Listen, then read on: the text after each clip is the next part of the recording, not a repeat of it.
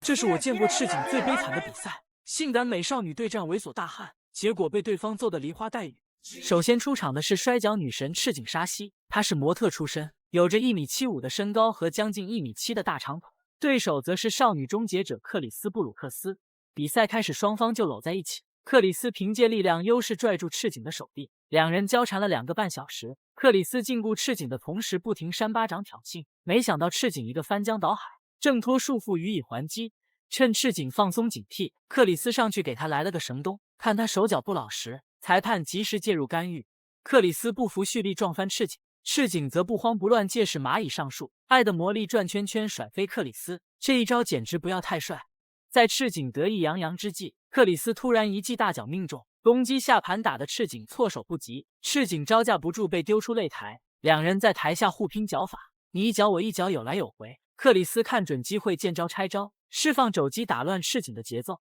进一步扣住手臂，没有一点怜香惜玉的意思。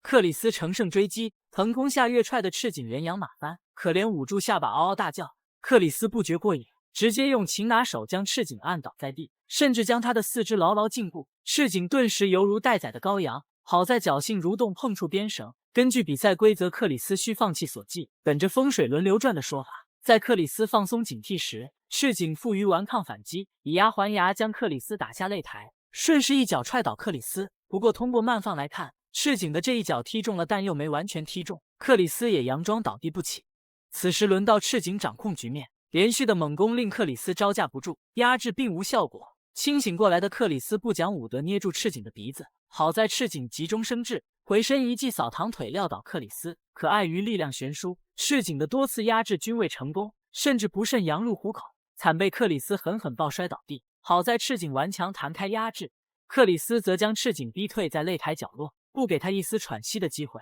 全力以赴持续蹂躏，踹得赤井束手无策。随着裁判干预，赤井这才得以缓和，并且彻底恼怒吹响反击的号角，同样将克里斯围困在鞭绳角落，一顿拳打脚踢，后续利用长腿优势撂倒克里斯，从背后对其释放地面锁技，还是那个样子。碍于力量悬殊，克里斯没一会儿便挣脱束缚，扛起赤井释放战神之锤，双方纷纷倒地，体力不支。赤井率先起身蓄力终结技，成功放倒克里斯，但由于时间拖延，克里斯还是侥幸弹开了压制。随着赤井精神萎靡，克里斯迸发出前所未有的斗志，再次锁住了赤井。这一波的蹂躏彻底耗尽了赤井的体力，